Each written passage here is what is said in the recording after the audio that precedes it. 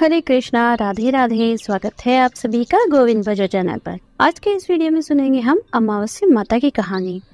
पौराणिक कथा के अनुसार एक गांव में एक सास बहू अकेले रहते थे। बेटा विदेश कमाने गया हुआ था। सास और बहू बहुत प्रेम से रहते थे। दोनों एक दूसरे की देखभाल भी करते थे। एक दिन बहू ने खाना नहीं खाया। तब सास बहू से पूछने लगी, बहू तुमने आज खाना नहीं खाया? बहू कहने लगी, सासू माँ आज मेरा अमावस माता का व्रत है, इसलिए मैंने खाना नहीं खाया। तब सास ने कहा, बहू ये क्या व्रत है और इस व्रत को करने से क्या फल मिलता है, मुझे भी समझाओ। तब बहू कहने लगी, सासू माँ अमावस माता का व्रत करने से बहुत पुण्य मिलता है। घर में अन्न धन बना रहता है, सुख शांति बनी रहती है, अटल सुहाग मिलता है, पुत्र की प्राप्ति होती है। इस तरह से 3 पनौती अमावस माता का व्रत रखा जाता है। इस व्रत में हर वर्ष अलग अलग खाना खाया जाता है और विष्णु भगवान के मंदिर में चढ़ावा चढ़ाया जाता है। किसी ब्राह्मण को दान दक्षिणा दी जाती है। इस व्रत में पहले साल शक्कर, घी और चावल से बना खाना खाया जाता है।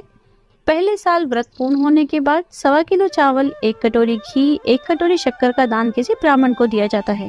दूसरे साल जौ, घी और शक्कर से बना खाना खाया जाता है। इसी तरह जब दूसरे साल का व्रत पूर्ण हो जाए तो 1.25 किलो जौ, 1 कटोरी घी और 1 कटोरी शक्कर किसी मंदिर में चढ़ाया जाता है या किसी ब्राह्मण को दान दिया जाता है। तीसरे साल गुड़, तिल और घी से बने व्यंजन खाने चाहिए।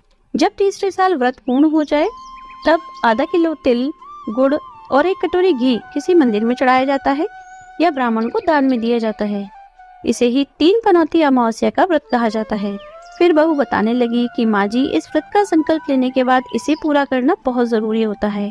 अगर पूरा नहीं करते हैं तो घर परिवार में कलेश बढ़ता है। सासू माँ कहने लगी, बहू मेरी तो उम्र हो गई है, लेकिन तुम ये व्रत जरूर करना। तब बहू ये व्रत करना प्रारंभ करती है। एक दिन बहू ने किसी के कहने पर गेहूं से बनी रोटी खा ली। इससे अमावस्या माता नाराज हो गई। जो सास बहू कभी बहुत प्रेम से रहती थी, उन दोनों में झगड़े होने लगे। सास बहू को कहने लगी, जब से तुम हमारे घर आई हो, जब से हमारे घर की लक्ष्मी चली गई है, तुम हमारे लिए बिल्कुल भी शुभ नहीं हो। बहू ने कहा, माँ जी आपके घर की लक्ष्मी कहाँ चली गई है, मुझे बताइए, मैं लेकर आऊंगी। तब सासू माँ कहने लगी, बहू लक्ष्मी माता तो समुद्र के बीच में भगवान विष्णु के पैर दबाते मिलेगी। तब बहू घर से यह कहकर चली जाती है, माँ जी अब तो मैं लक्ष्मी जी को लेकर ही लौटूंगी। ऐसा कहकर बहू लक्ष्मी जी की खोज में चली जाती है। जब बहू लक्ष्मी जी को खोजने के लिए निकलती है, रास्ते में उसे एक गाय मिलती है। गाय बहू से पूछती है कि तुम कहाँ जा रही हो?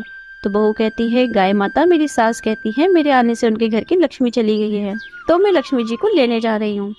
गाय माता कहने लगी कि बेटी अगर तुम जा ही रही हो तो भगवान से मेरे बारे में भी पूछना।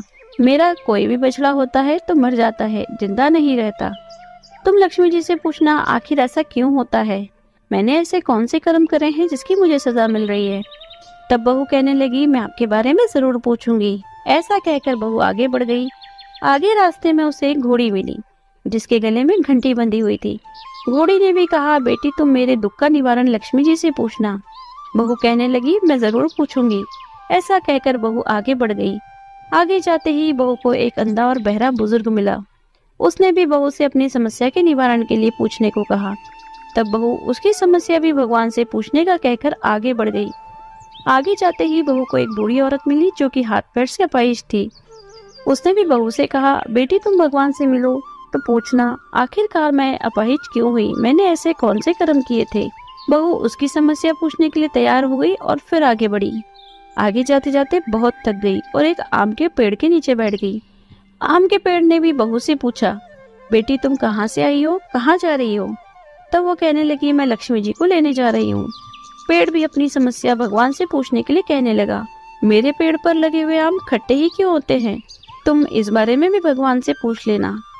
तब बहू पेड़ की समस्या लेकर आगे बढ़ गई। थोड़ी दूर जाने पर तलाई मिली। वो भी बहू से कहने लगी, तुम भगवान से पूछना कि मेरी तलाई का पानी इतना मैला क्यों है, कोई भी यहाँ आकर पानी नहीं पीता। तब बहू कहने लगी, जरूर पूछ लूंगी। ऐसा कहकर वह और आगे बढ़ गई। बहुत दिन से जंगल में चलते चलते बहुत थक गई। उसे भूख लगने लगी थी, लेकिन खाने को कुछ नहीं मिलता था। वह भूख और प्यास से बेचैन हो गई और जंगल में बेहोश हो गई। उसी समय भगवान श्री हरि और माता लक्ष्मी घूमते हुए उधर से जा रहे थे। माता लक्ष्मी विष्णु भगवान से कहने लगी, हे नाथ, ये तो आपकी बहुत बड़ी भक्त है, आप इसके दुख का निवारण कीजिए। तब भगवान श्री हरि कहते हैं, इन संसार में तो बहुत से जीव दुखी है, सभी अपने अपने कर्मों का फल भोग रहे हैं, मैं किस किस के दुखों का निवारण करूंगा। तब माता लक्ष्मी भगवान श्री हरि से विनती करने लगी और कहने लगी, वह भूखी प्यासी है, अगर इसे जंगल में ऐसे ही छोड़ दिया जाए तो जंगली जानवर उसे खाएंगे। माता लक्ष्मी की बात सुनकर भगवान श्री हरि एक साधु का वेश धारण करके बहू के पास गए, उसे होश में लेकर आए। बहू के होश में आते ही साधु वेश में भगवान बहू से पूछने लगे कि वह यहाँ क्यों आई है और कहाँ जा रही है। तब बहू ने सारी बात बता दी। उसकी बात सुनकर भगवान श्री हरि और माता लक्ष्मी प्रकट हो गए। उनके साथ प्रकट हुई माता अमावस्या भी। बहू माता लक्ष्मी भगवान विष्णु और माता अमावस्या को देखकर उनके चरणों में गिर पड़ी। तब माता अमावस्या बहू से कहने लगी, बेटी तूने मेरे व्रत को खंडित किया था, इसी की सजा तुझे मिली है, लेकिन अब मैं तुझे क्षमा करती हूँ। तुम घर जाओ और तुम्हारा घर अंधन से भर जाएगा, तुम्हारा घर सुंदर महल में बदल जाएगा, तुम्हारी सारी मनोकामनाएं पूर्ण हो जाएगी। यह सब होने के पश्चात बहू ने रास्ते में जो भी मिला था उन सभी के दुखों का निवारण करने के लिए विनती की। तब भगवान श्री हरि कहने लगे कि गाय ने कभी अपना दूध किसी को नहीं पिलाया, इस कारण उसके बछड़े जिंदा नहीं रहते। तुम उसका दूध पी लेना, फिर उसके बाद उनके बछड़े जिंदा रहने लगेंगे।